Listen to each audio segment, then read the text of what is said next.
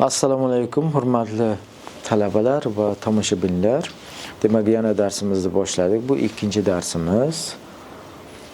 Kompyuterning texnik ta'minoti degan mavzuni olib boraman. Malik Ruslan Raufovich. Va biz kompyuterning texnologiyalar tarixiga qisqagina qaratadigan bo'lsak, bu yerda birinchisi, demak, 1940-yildan boshlanganligini ko'rishimiz mumkin. Aynan kompyuterni texnologiyalarni birinchisi, demak, birinchi elektron kompyuterlarning yaratilishi, ya'ni ENIAC degan kompyuterning yaratilishi bu asosi 1940-yilga borib taqaladi. Va 1960-yilda demak tranzistorlar va integral sxemalarni yaratilishi bilan bog'liq bo'lgan mainframe ko'rinishidagi kompyuterlarning yaratilishi bilan ko'rishimiz mumkin. Bu uning ikkinchi bosqichli tarixi bo'lib hisoblanadi. Uchinchi bosqichli tarixida esa 1980-yilda, ya'ni shaxsiy kompyuterlarning ommabop bo'lib yoyilishiga olib keladi. Ya'ni IBM kompaniyasi, Apple kompaniyasining kompyuterlarini keltirishimiz mumkin bo'ladi. Va 4-bosqichda 2000-yillarga qarab o'z ichiga olib ketadi. Bu yerda internet va mobil qurilmalarning keng yoyilishiga olib keladi. Va shu bilan birgalikda demak aynan bulutli texnologiyalarni ham rivojlanishiga olib keladi. Va kompyuter tasnifi haqida qaraydigan bo'lsak, bu yerda birinchi navbatda demak kompyuter quvvati, hajmi, qo'llash sohasiga qarab bir necha turlarga bo'lishimiz mumkin bo'ladi. Demak, birinchisi super kompyuterlar. Demak, eng qudratli va ilmiy tadqiqotlar uchun eng kuchli bo'lgan kompyuterlardan biri bo'lib hisoblanadi. Mana bu yerdagi super kompyuterlar. Ikkinchisi esa demak mainframe'lar, katta tashkilotlar uchun yuqori ishonchliligini ta'minlab beruvchi kompyuterlarni keltirishimiz mumkin. Va uchinchisi server, ya'ni tarmoq bilan ishlovchi kompyuterlarni ko'rishimiz mumkin. Bu yerda internet ta'minotlarini hammasini bir xil shaklda yetkazib berish uchun xizmat qiladi. Va to'rtinchisini olishimiz mumkin. Demak, shaxsiy kompyuterlar kundalik foydalanish uchun eng arzon bo'lgan va eng qulay bo'lgan, ko'tarib yurish uchun ham, ishlash uchun ham, shaxsiy odamlar uchun ham eng qulay bo'lgan kompyuterlar turi bo'lib hisoblanadi. Va super kompyuterlar haqida qisqagina gapiradigan bo'lsak, bu super kompyuterlar mavjud bo'lgan eng qudratli hisoblash mashinalari va ular sekundiga trillionlab amallarni bajarishga mo'ljallangan. Va ularda ko'proq ishlatiladi ob-havoni prognoz qilish, iqlimni modellashtirish masalalari, yadro fizikasi tadqiqotlari va genometika va tibbiy tadqiqotlar, kosmik tadqiqotlar va ularni simulyatsiyalash jarayonlari va hokazolar aynan super kompyuterlarda qo'llaniladi. Va mashhur bo'lgan super kompyuterlar haqida gapiradigan bo'lsak, Frontier, ya'ni AQShdagi dunyodagi eng tez super kompyuter mavjud. U 1.1 demak ekstra flops quvvatiga ega bo'ladi. Va ikkinchisini oladigan bo'lsak, Fugaku, ya'ni Yaponiyadagi super kompyuterni olishimiz mumkin. Bu kompyuter esa tibbiy tadqiqotlarni yoki COVID-19 ni modellashtirish uchun aynan ishlatishgan. Va undan keyingisi Summit degan super kompyuter mavjud. Bu ham AQShda energetika va materiallar fanida qo'llanilib boriladi. Ya'ni materiallarni tahlil qilish, aynan ular bilan ishlash jarayonlarida aynan mana shunday ko'rinishdagi kompyuterlardan foydalanib boriladi. Va super kompyuterlar odatda maxsus binolarda joylashgan va ulkan miqdordagi elektr energiyasini sarflashga mo'ljallangan bo'lib hisoblanadi. Va mainframe'lar va server kompyuterlar haqida gapiradigan bo'lsak, mainframe kompyuterlar katta korporatsiyalar, banklar, davlat tashkilotlari, idoralari tomonidan ishlatiladigan kompyuterlar bo'lib hisoblanadi. Ular bir vaqtning o'zida minglab foydalanuvchilarga xizmat ko'rsata olish uchun ishlatiladi. Ya'ni yuqori ishonchlilik va barqarorlikni ta'minlab beradi, katta hajmdagi ma'lumotlarni qayta ishlash, bank operatsiyalari va moliyaviy tizimlarni qayta ishlash, aviakompaniyalarni rezervatsiya tizimlarida ishlash va hokazo jarayonlarida ko'plab ishlatiladi. Va server kompyuterlar esa o'z navbatida mana server tarmoqdan boshqa kompyuterlarga xizmat ko'rsatish uchun aynan mo'ljallangan kompyuterlar bo'lib hisoblanadi. Ular veb-saytlar, elektron pochta, fayl almashish xizmatlarini ta'minlash uchun eng ko'p ishlatiladi.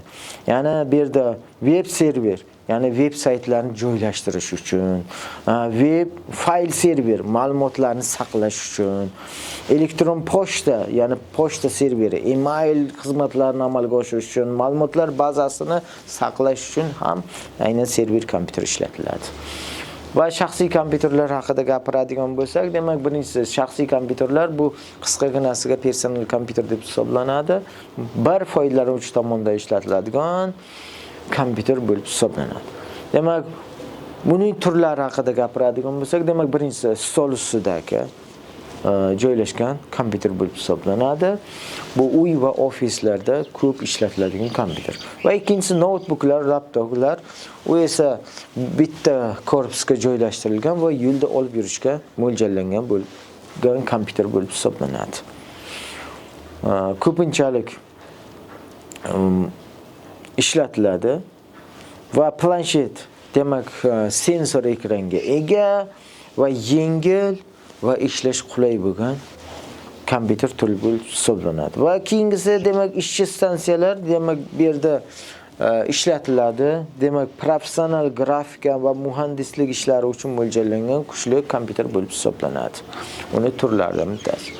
Va shaxsiy kompyuterning asosiy qurilmalari haqida gapiradigan bo'lsak, demak birinchi navbatda har bir shaxsiy kompyuter bir necha qurilmalardan iborat bo'ladi. Bu qurilmalarni oladigan bo'lsak, birinchisi demak platasi sifatida qaraydigan bo'lsak, aynan bu yerda asosiy o'rinda egallaydi. Ona plata, ya'ni bosh plata ham deb aytiladi. Aynan barcha qurilmalarni ulash uchun xizmat qiladi. Ya'ni mikroprotsessor, operativ xotira, sichqoncha qurilmalarni ham aynan bu qurilmaga ulanadi. Klaviaturani ham xuddi shu, monitorni ham xuddi shunga bosh plataga ulanadi. Ovoz kartasi deymizmi, video karta, qattiq disklar, hattoki doimiy xotirani ham aynan shu qurilmaga ulashimiz mumkin bo'ladi. Ya'ni ona plataga ulab, to'g'ridan to'g'ri biz ularni ishlatishimiz mumkin bo'ladi. Demak, ona plata o'z navbatida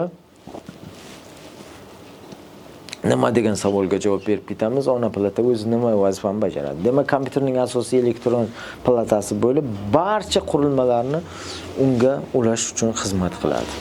Va uni tarkibiga qaraydigan bo'lsak, protsessor, RAM, video karta va boshqa komponentlar o'rtasidagi ma'lumotlarni almashish uchun har doim xizmat qilib boradi. Va asosiy elementlari, demak, protsessorlar o'rnatish joylari, xotira modellari uchun va kengaytirilgan kartalar va SATA portlar, ya'ni disklarni ulash uchun va USB portlardan iborat bo'ladi. Va demak, ona plata shakliga qaraydigan bo'lsak, har xil o'lchamlari mavjud. Bu yerda kichikroq ixcham korpuslarni ham, mini kompyuterlar uchun ham qaraydigan bo'lsak, eng kichik kompakt qismlarni ham ko'rishimiz mumkin bo'ladi. Ona plata tanlashda protsessor hamda RAM turi bilan mosligini tekshirib ko'rish qaraladi. Bu yerda aynan mana shu narsalar qarab o'tiladi. Va protsessor haqida gapiradigan bo'lsak, protsessor demak qisqachasiga Central Process Unit deb aytiladi. Bu inglizchasiga demak markaziy hisoblash qurilmasi bo'lib hisoblanadi. Bu yerda bu esa demak aynan kompyuterning miyasi bo'lib hisoblanadi. Demak, aynan unda tezlik, ya'ni chastota gigahertz sifatida ishlatiladi, yadrolar soniga qaraladi. Minimal sifat 4 ta, 8 ta, 16 ta va undan yuqori yadrolari mavjud bo'lishi mumkin va kesh xotiralari L1, L2, L3 sifatida qaraladi. Har birining ichidagi xotiralarning tezliklariga qarab o'tiladi va ishlab chiqarish jarayoniga qaraydigan bo'lsak, Intel, AMD firmalarni qarashimiz mumkin. Bu dunyodagi eng yirik kompaniyalarda ishlab chiqaruvchi protsessorlarni ko'rishimiz mumkin bo'ladi. Va RAM va ROM degan xotiralar mavjud. RAM tasodifiy kirish xotirasi bo'lib hisoblanadi. Ya'ni vaqtinchalik xotira bo'lib, kompyuter yongan paytdan boshlab faol dasturlar va ma'lumotlarni o'zida saqlab turadi. ROM esa faqat o'qish xotirasi bo'lib hisoblanadi. Bu doimiy xotira bo'lib, kompyuter o'chganda ham ma'lumotlarni saqlab turish vazifasini bajarib beradi. Demak, qattiq disk haqida gapiradigan bo'lsak, hozirgi kunda eng keng tarqalganlari HDD va SSD bo'lib hisoblanadi. Qattiq disk kompyuterlardagi barcha ma'lumotlarni va dasturlar va operatsion tizimlarni saqlash uchun asosiy xotira qurilmasi bo'lib hisoblanadi. Va HDD magnet diski yordamida, demak, bu 500 gigabaytdan 20 terabaytgacha hajmlari hozirgi kunda uchrashi mumkin va uni o'qish tezligi 80 dan 160 megabit sekundga va narxlari ma'lum darajada arzon bo'lib hisoblanadi. SSD esa demak zamonaviy xotira qurilmasi bo'lib, bu yerda qaraydigan bo'lsak, harakatlanuvchi qismlar mavjud emas, oddiygina flash kartalarga binoan sxemalardan iborat bo'lib boradi.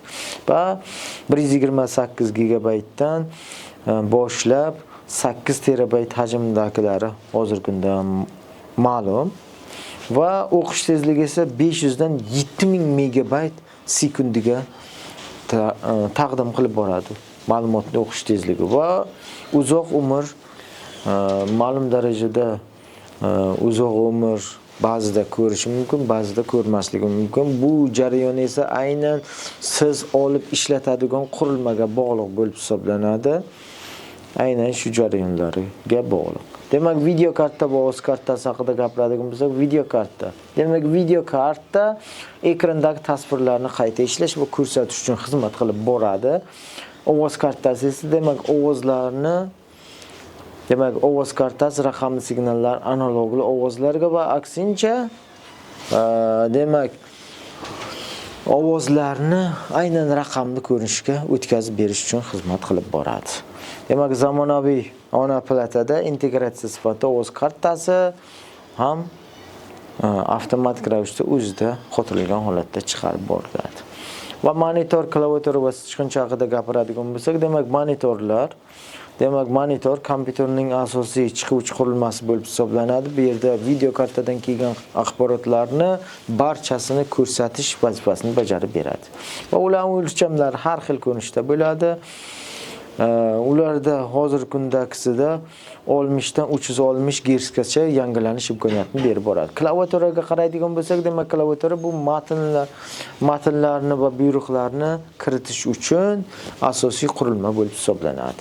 Va sichqonchani qaraydigan bo'lsak, demak, ko'rsatgich va uni boshqarish xizmatlarini amalga oshirishga keladi.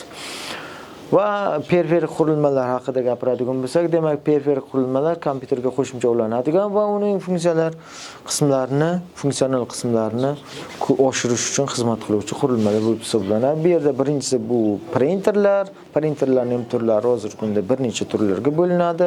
Skanerlar bu hujjatni raqamlashtirish uchun ishlatiladi. Ko'p funksional qurilmalar bor. Bu printer, skaner nusxalari ko'chirish qurilmalari bittasida joylashganligini ko'rishimiz mumkin va hozirgi kunda ko'pinchalik ishlatilgan ruscha variantlarida trivad nom deydi, 3 tasi birda degani. Va web kameralar bu ko'proq ishlatiladi, demak, xonalardagi videolarni olish, kameralarga uzatish uchun va keyingisi multimedial proyektorlar bo'lib hisoblanadi. Kompyuter ekranidagi tasvirlarni, demak, ma'lum bir soyasini chiqarib berish uchun ishlatiladi va interaktiv doskalarni keltirishimiz mumkin bo'ladi. Va printer va skanerlarni qaraydigan bo'lsak, demak, printerlar hozirgi kunda juda ham ko'p ishlatiladigan qurilmalardan biri bo'lib hisoblanadi. Aynan ularda eng ko'p ishlatiladi, demak, purkagichli, ya'ni har xil ranglilari bor, 4 ta 6 ta ranglilari bor. Aynan ular rangli tasvirlarni, rangli rasmlarni chiqarish uchun mo'ljallangan va lazerli ma'lum bir kukundan iborat bo'ladi. Aynan kukunlar yordamida qog'ozga ma'lumotlarni yoki tasvirlarni hosil qilish imkoniyatini beradi. Va skanerlarni qaraydigan bo'lsak, hozirgi kunda ham qog'ozni skanerlash, magazinlarga qaraydigan bo'lsak, QR kodlarni skanerlash va hokazo turlarini keltirishimiz mumkin. Va ko'p funksiyali qurilmalarni oladigan bo'lsak, ko'pinchalik misol sifatida keltirishimiz mumkin. Demak, printer, qism, skaner qismini birlashtirilganini ko'rishimiz mumkin bo'ladi. Va web kamera va multimedia proyektlar haqida gapiradigan bo'lsak, web kameralar video aloqa va onlayn uchrashuvlarga mo'ljallangan bo'lib hisoblanadi va multimedia proyektlarni ko'rishimiz mumkin. Demak, kompyuterdagi tasvirlarni kattalashtirib ko'rsatish uchun xizmat qilib boradi. Va interaktiv doskalarda oladigan bo'lsak, demak, doskani o'zida ko'rishimiz mumkin, barcha amallarni bajarishda ko'rib o'tib ketishimiz mumkin bo'ladi. Va kompyuter tili darslarini oladigan bo'lsak, demak, bu yerda aynan kompyuter asoslari, internet va axborot xavfsizligi, ofis dasturlari va dasturlash asoslarini keltirishimiz mumkin bo'ladi. Va kompyuter qurilmalarini taqqoslash sifatida qaraydigan bo'lsak, demak, barcha kategoriyalar bo'yicha ichki va tashqi qismlarga bo'linib boradi. Va hamda periferik qurilmalar, ya'ni qo'shimcha ulaydigan qurilmalarga bo'lib boriladi. Va xulosa qilib aytishimiz mumkinki, demak, kompyuterlar tasnifi ichki qurilmalar va chiqish qurilmalar, periferik qurilmalarga bo'linib boradi. Va e'tiboringiz uchun rahmat.